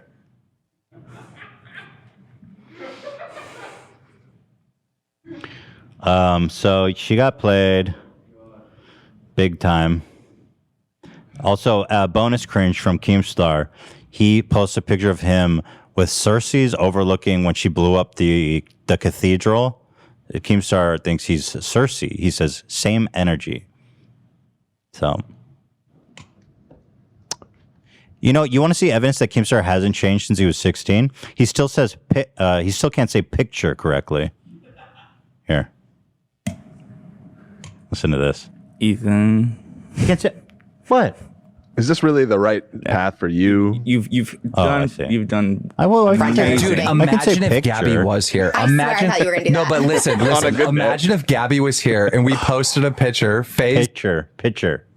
pitcher of beer. I mean, that's like okay. Romeo, Julia. All right, fine, fair enough. See, you just admitted you were wrong. That was big of you. Julia. Hey, give me your monk robe, Dan. I'm putting that on. I'm the saint now. I can't get it off. I'm stuck. Oh, really? I don't know how. Mad respect to real monks who dress like this all the time. I don't know how you do it. Only for how they get the robe on. Everything else they do, who cares? That's Ethan saying that, not me. I'm reading between. Okay, so the next day I tweeted about. I says, listen, Gabby Hanna messaged me immediately after Frenemies broke up, trying to get on the podcast. I knew it would be an interesting show with lots of views to be had, but I didn't even respond to her, and I still haven't. Some things you just don't do, and I would never do that to Trisha.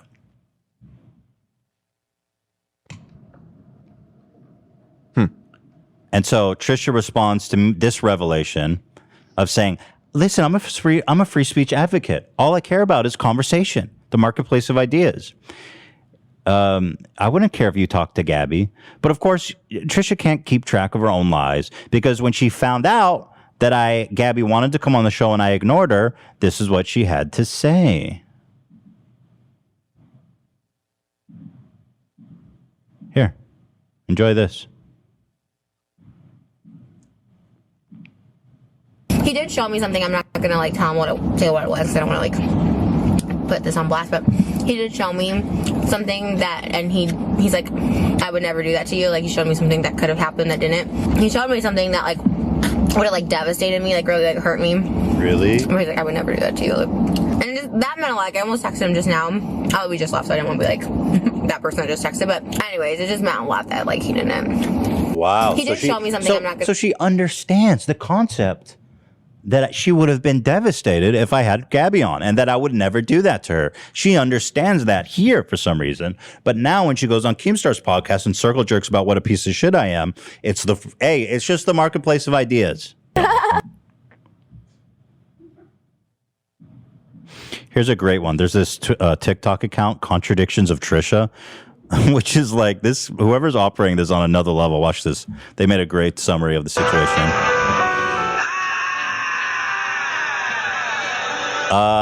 Yeah. Have her on. We are in family. Have her on. He did show me something. I'm not gonna say what it was, because I don't want to put this on blast. But he did show me something. He's like, I would never do that to you. He showed me something that could have happened that didn't.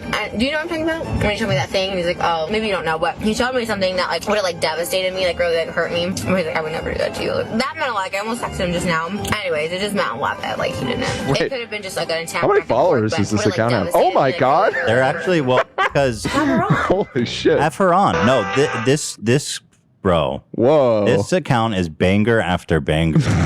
I have one for later for some of these have this one has 2.5 million views.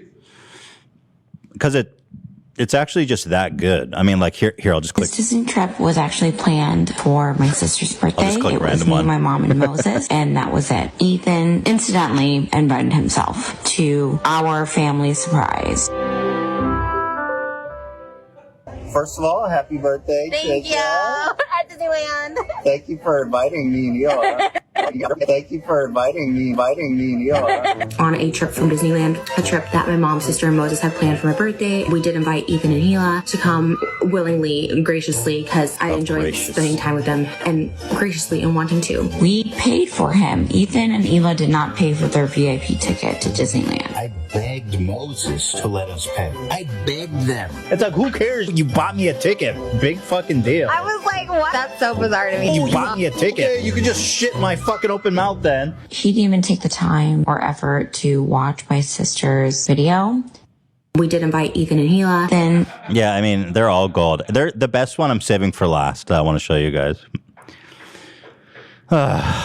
But he anyway, takes that 5%. And also she goes, oh, just talk to Gabby. Let's not forget that the entire reason that Trisha literally dropped her best friend, Shane Dawson, of many years, is because Jeffree Star went on his husband's podcast. And she ended the whole friendship with her best friend of many years just because of that. And I'm meant to believe that she wouldn't care if Gabby Hanna came on my podcast. Of course she would. She would have a total breakdown, and I wouldn't do that to her now or then. Here, listen to this. This is a screenshot. Oh no, it's a video. Okay. There's no audio? Alrighty.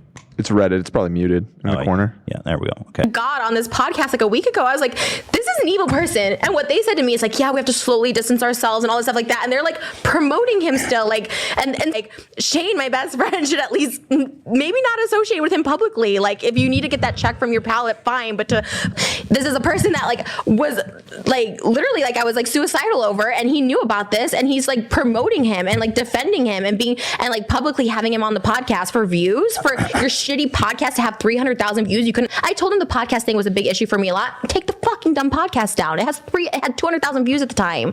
That was so triggering to me, and I kept saying that, and he just kept brushing by. Like, when you know he's an awful person, he's vile. You like, told me. He's told you that he thinks he's vile. Yeah, and then to see him on the podcast, and the least he could have done is like, you know what? Let's just delete that podcast. It's still up. It's like.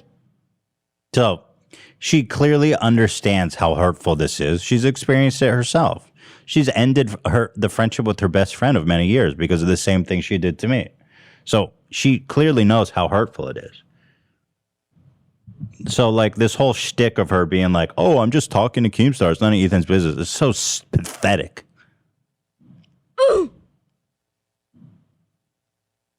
She goes, Ethan just playing the victim because I literally just said it made me sad. So, okay. You know, I feel like I've proven my point that first of all, the point is like she knows what she was doing is hurtful. She says Jeffree Star's evil. What does that make Keemstar? She went on his podcast, you know what I mean? So the point is she knows what she did. She knows everything, and she's refusing to take accountability for it, and I'm just over it. Dude, I'm over it. I'm just totally over it. But here's something I saw that actually really disturbed me. From this one TikTok account. She's been going on and on about how Jason and David bought her this dog and never told her, didn't consult with her, just gave her a puppy and be like, here you go, bye. And she was talking about how terrible it was that they did that, how she wasn't ready, and it was like insane. She said, they just bought me this puppy for a vlog and then left it there. And she's like, it's so insane. And I believed that. She talked about it a lot on the show, didn't she? I mean, I remember that all the time. And I was always like, man, that's so crazy that they bought you this dog and did that in that way. And I saw this TikTok and it blew my fucking mind. Okay? Just watch this. And then we'll unpack it. My dog was because of David and Jason. They just surprised me with it for a vlog and made me keep it, even though I never asked for a dog. And yes, we did talk about this. From everyone who's like, oh my God, you can't just surprise me with a puppy. I have been wanting a puppy for a really long time. We had talked about it for a while, that I wanted a Pomeranian, that my mom would help me take care of it. Just to be clear, we did talk about this, and the plan was to maybe give the dog to Trisha's mom, who really wants a Pomeranian. So yeah, I've always said I wanted a Pomeranian, but my mom would have to help me take care of it. So we're a team effort with this. I wanted a Pomeranian for a long time. Both me and my mom have wanted a puppy for so long. I live alone. My mom lives alone. That was the color you wanted too, right? Yeah, he's adorable. This color is just perfect. Everyone who meets him falls in love with him. They just surprised me with it for a vlog and made me keep it. We're gonna try and get some houses because we honestly want more. We just love this little guy so much. We just love him so much, and hopefully that'll show in here. We want 2 more. We want a little black one and possibly a white one. I never asked for a dog. Oh my God, let's go get a dog. Want to go what? You want to go buy a dog today? I never asked for a dog. Can we get a dog? Oh my God. My dog was because of David and Jason. They just surprised me with it for a vlog. Dude, and made me. It's so disturbing to me how she's openly lying. She really convinced me of this dog lie, and she really successfully assassinated their character. Now, the thing that Jason and David get criticized for is out there in the public, like the Seth kissing prank and the allegations that were written up about David. But in terms of whatever personal anecdotes Trisha's sharing about them, especially about Jason and David and stuff, I mean, this specifically has me questioning everything. And I can't help but wonder if I've just been a useful idiot to her this whole time. And the essay allegation about Dom, like all that stuff that was made publicly separate of her is like, you know, 100% believable. But like this dog thing, like I just feel like I've been the useful idiot to her the whole time to smear these people that she hates, because this is a flat out horrific lie to make about someone. And so like, and you know, if she's willing to blatantly lie about something so mundane, it really makes me question everything she's ever said. I mean, mundane. What did I say? Mundane. Mundane? Sure. Did I say mundane? You said mandane. Mundane. Thank you, Dan.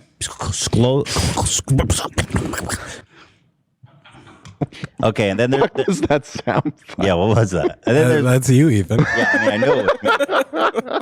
I could recognize. But so, and then there's the other point that Trisha keeps bringing up that I want to address here now, so I could just be done with this shit, is she keeps talking about the final episode of Frenemies, which, you know, the lost episode that clears her of everything. If only you guys saw this episode, you would understand.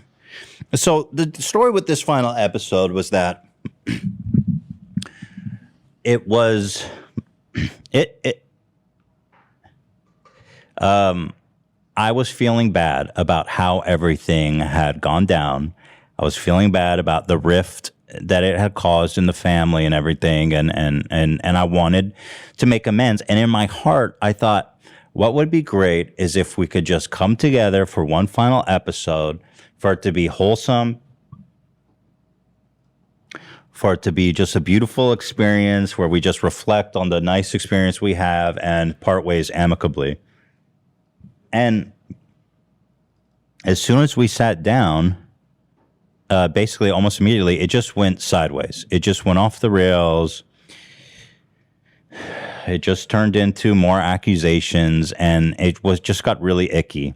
And I was like immediately regretting it, because it was just not at all what I wanted or expected. And honestly, it got to a point where I just really wanted it to end. I was very uncomfortable. I was regretting my decision to have them over. And I just got kind of complacent. I didn't want to argue anymore. And that was basically it. I was like, this is bad. This is not good. And it's really not worth going up. It's just gonna make everything worse. This whole claim that like I had never apologized to her. She keeps saying like he apologized. I proved that that I never said I wanted to fire the crew. You know, I admitted in my first video about Trisha leaving Frenemies that I messed up in showing the crew the text. Once again, in the first video, I fucked up. Okay. Is that I was talking to the crew like, Trisha wants to, I was like, listen, Trisha wants to hire a new crew. I was just being transparent with them. I was like, Trisha wants to hire a new crew. Obviously, that wasn't something I was going to commit to, but I was just like, I don't know what to do about this, because this seems like it's not going to go anywhere. When the crew found out she wanted to fire them all, so I shouldn't have sent the screenshot to them. I agree. I lean on the crew for a lot of things. So like I usually tell them everything. So her big gotcha moment is that she said she wanted to hire more people to work on Frenemies. She had been bitching about the crew, saying they did a horrible job, that the bus tour we did was horrible, that they're super unprofessional. And I sent that screenshot to the crew, which I should not have done. That was not cool of me to do, I admit. And everyone kind of, I think there was a misinterpretation that we're like, oh, she wants to fire everyone. And then a lot of the crew was uncomfortable being like, well, if she wants to fire us, then, you know, it's just weird that we're going to go there and pretend like there's nothing wrong. Okay, so then when I told Trisha, it's so stupid. I hate it. Then Trisha goes, well, if the crew's uncomfortable, then I fucking quit, and I hate them, and I want to fire everybody. I'm not comfortable with all of them. So she wanted to fire everybody, but it was after the misunderstanding of her saying she wanted to hire more people. Am I getting that right? Yes, that was essentially what was discussed on the podcast, and that's what I think the big gotcha that she thinks exists in that episode is. But I don't know why it's a big gotcha, because she wanted explicitly in the messages, she posted our whole conversation to Twitter. She's talking about how she wants to hire new people and replace the crew. So, I mean, again, I always have said that she didn't explicitly say she wanted to fire everyone. She basically just set everything up into and around that. So, I don't know. I'm over it regardless. You know, and I'll be honest, there was another aspect to the whole last episode, is that like they secretly recorded us, which was like kind of devastating to me, that they came into the house, secretly recorded our conversations before and after the podcast and during, and have basically been I'm going to say threatening, but like,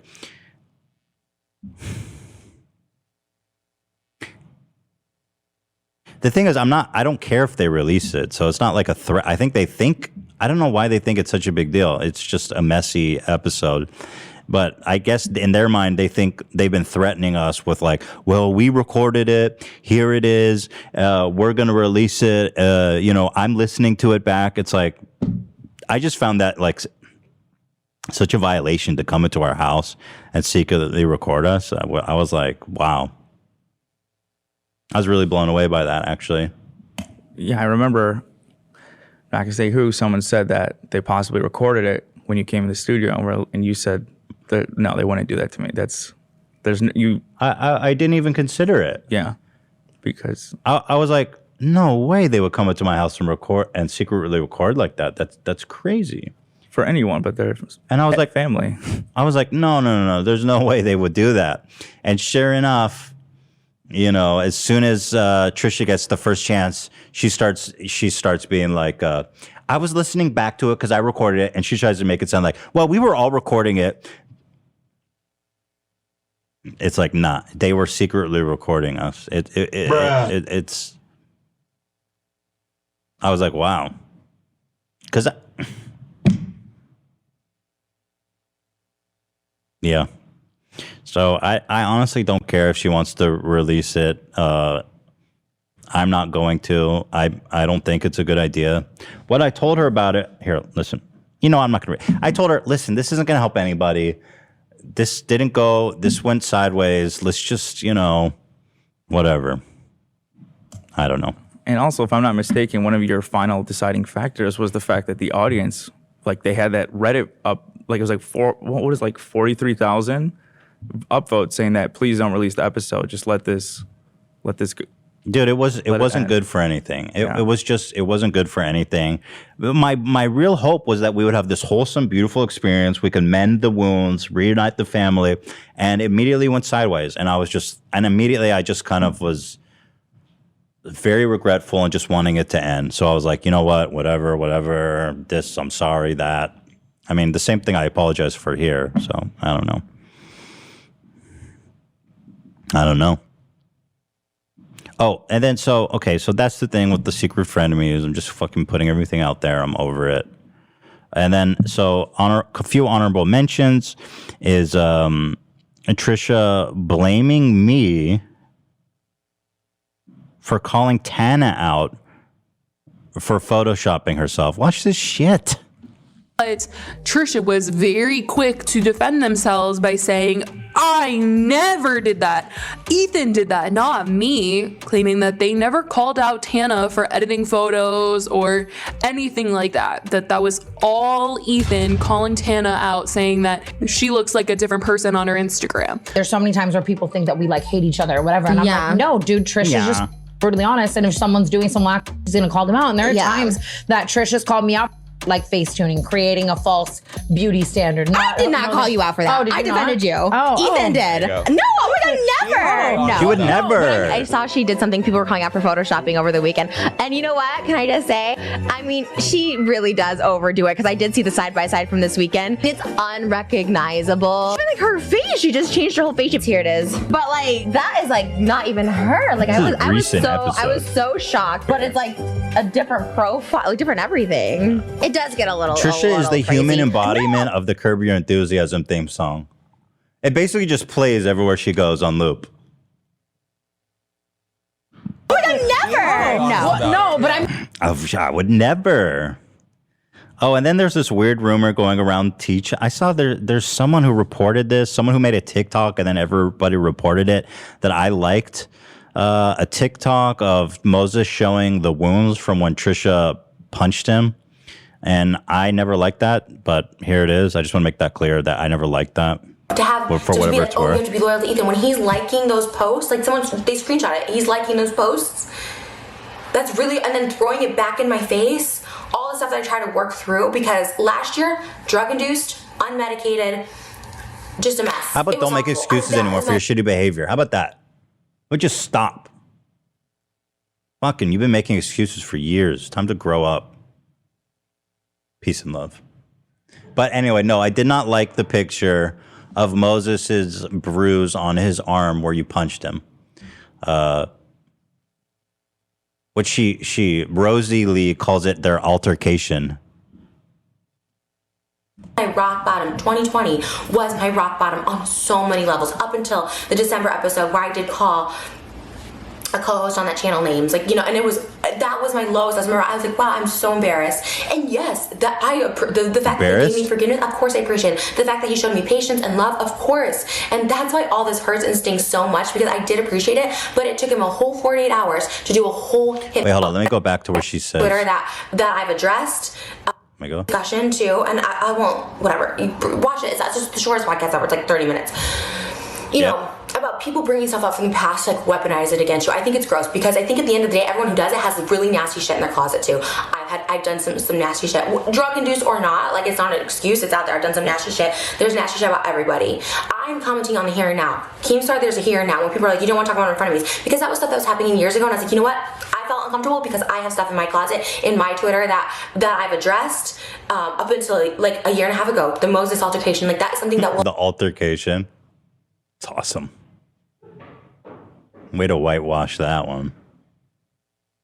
Is the darkest skeleton in it's not even in my closet, it's out in the open. I'll address it. I talked about it even on the podcast. It's like whatever, that's between them though. You know, I mean, well, whatever. The point is, she blames me for like putting that story out, which I didn't. People were already talking about it. She blames me for liking it on TikTok, which I don't. Like, I literally never bring it up. They made peace together with it, and I respect that, and I always have. They're the ones that keep bringing it up and trying to make it my fucking problem. It's like, look, you guys just fucking deal with your own shit. Don't care anymore. So over them. Maybe they're mixing you up with Keem, because Keem's the one that always sends that every time he's in a fight with Trisha on Twitter. Oh, he does? Oh, yeah, all the time. That makes sense. He usually just sends me a picture of a horse to make fun of my beautiful wife. Yeah, sends me a witch. The irony, of course, is that our wives are objectively beautiful women. Hell yeah, brother. And I wonder if I wonder what his girlfriend thinks about. I wonder what caricature he would compare his girlfriend to. We'll find out in 6 months. Yeah, right. And there's one other thing I do want to talk about, which is this picture. This is my final message. Keemstar in the pool with his girlfriend. He posted this photo with a fucking shirt and hat. This guy's such a OG dating this 20-year-old girl, and he's too insecure at 40 years old still to get in a pool without his shirt on. A jersey. How are you not embarrassed to go in a pool with your shirt on with your girl? That's so humiliating. And a hat, too. A hat in the pool. So frustrated! This is like such an L, bro. This picture is amazing. This is the biggest L of all freaking time. This was in the middle of his W's rant on Twitter. Right. And then his own audience tore him a new one. So he got roasted pretty hard by his own biggest boys. L ever, dude. You swim with a shirt on, bro, with your girl? Big L on my part. What did she tell you? She's not comfortable with? Did she also put a bag over your head when you guys? I'm not going to say the rest of that sentence. No. And this speaks for itself. Wait, what did the tweet say? It's below it. I'm literally on vacation and still winning the internet. Stay mad. Yeah. Okay. I think you need to go in a pool without a shirt on to stay winning. And then after, if you scroll down a little bit more, that was his response. Stop roasting me for wearing clothes in the pool. My beach body is not ready yet. Keem, don't be so hard on yourself, man. Yo, it's late August, dude. The beach body ain't happening this year. Maybe next year. I think he's a skinny legend. I actually think he looks great. Like he's lost a lot of weight. Yeah, I mean, kudos to him for that. Yeah, I mean, he looks great. I just think it's hilarious that he's such a jersey too. It's like, bro, I can't. My girl thinks I'm so cool. Oh, Jesus. Poor Keem. He's so insecure, actually. He's deep down just such he's just a child that wants to be loved and accepted so badly. And, you know, in a way, I pity him, but you can't excuse the horrible things he does and says and is as a person. But at the end of the day, you know, if you look at serial killers, if you analyze them, it all goes back to childhood trauma and stuff. So it's like you can feel bad for the person. You can pity them as a person, but ultimately serial killers belong in jail. And because they're a danger to society. I'm not saying, obviously, that Keemstar is a serial killer, but I do think he's a danger to society. And, I mean, that's made clear by him going in a pool with a jersey and a hat on. That ain't normal. That's abnormal behavior. At 40? Any age. I mean, I get it. If you're younger, you're insecure. I used to have a giant mole on my back that was removed, but I was very insecure about it, so I would go in with a shirt on. But a jersey. I mean, unless the you're jerseys, in like a Nelly video from like 2004, you shouldn't be in the pool. But the hat too. It's like, are you also wearing sneakers, bro? It's like it just looks like he's fully clothed. Like, bro, are you wearing jorts and sneakers? It really took me a minute to like register what was going on in that picture too, because you know, at first it looks like they're together, but then you notice, you know, the water line. His girl was like, "Are you sure you want to post this?" Scroll down. Oh. What are you looking at? It's just right out of view where he's soaked in water from the waist down and sneakers. Yeah. Perfectly cropped. Anyway, it's been great. It's been absolutely lovely. I love it. Yeah, I love it. Anyway, listen, I am 100% over Trisha. I am tired of her shit. I'm tired of her lying. I don't want to talk about her anymore. I unfollow her on all social media. I'm done. I'm over it. This is the ultimate betrayal. I can tolerate this shit no longer. I'm out. I'm done. That's it. Bye. Real quick note about you speculating about serial killers and childhood trauma and everything. Mm-hmm. Do you know one of the 3 clearest signs of a serial killer in the making is fire setting as a child? Go on. I don't know if people know this, but when Keemstar was a teenager, he was arrested for arson. That's like some intel. Like, where do you get that one? It was a deep cut, man. Go on, Dan. You're going for it. Okay, go on. Do you want me to send you the article from like 2002 or 2003? We're here. Let's just go for it, Dan. Lunatic. Here, it's in my. So, are you suggesting that Keemstar is a serial killer? I'm not suggesting that, but I am suggesting that in 2006 he was charged for setting a fire. Where'd you send it to me? Here. Of all places, it's only posted like a few places on the internet. Send it to me. I'm pulling it up right now. Give me just chill out. Lovebot. Keem is not happy about this one. Yeah. All right. So turns out Keemstar was charged. Oh, the Pyrocynical subreddit. Yes, exactly. 5 years ago. Wow. I did find this article though, but this was yeah. There was actually multiple articles written about it at the time. So how do we know this is about Keemstar? Well, so it's somebody named Daniel M. Keene. Mm-hmm. He was 24 in 2006. Matches up with Keem's age. It was in Arcade, New York, which is just outside of Buffalo, New York. Okay. And I mean, let's be real. It's fucking Keem. Okay, so let's see. Police arrest Daniel M. Keem, 24, and his homie Dustin, charging them with arson in the 5th degree and criminal trespassing in the 3rd degree. Charges stem after Wellsville police reported seeing smoke coming from the bathrooms within the Lagoon recreation area. Upon further investigations, it was discovered that the 2 subjects were lighting fireworks within the bathroom and caused some damage to the bathroom. After a short foot pursuit, He ran from the police. Ran from the cops. The two were caught and brought to the station where they were processed and held pending their arraignment in the morning. Keem is fast as fuck, but he wasn't fast enough that day. Not fast as fuck enough, boy. Interesting. Fireworks in the bathroom doesn't seem that bad, to be honest. I mean, doesn't that seem like something like you get caught for doing as like a 12 or 13-year-old? This dude was 24. 24, that's a little hard. Well, he said, I don't like to change. It's true. Yeah, as a 24-year-old, and then you're running from the police, that's pretty amazing. I love that there was a short foot chase, like he didn't make it far. Yep. All right, thanks for that, Dan. You're welcome. Appreciate that. Detective Dan. Yeah, Dan had to bring out... Dan the hater is back. All right, guys, I've said it all. That's all I've got to say. Listen, like I said, I'm out. I'm done. Peace and love. I just don't fucking care anymore. All right? We're back also.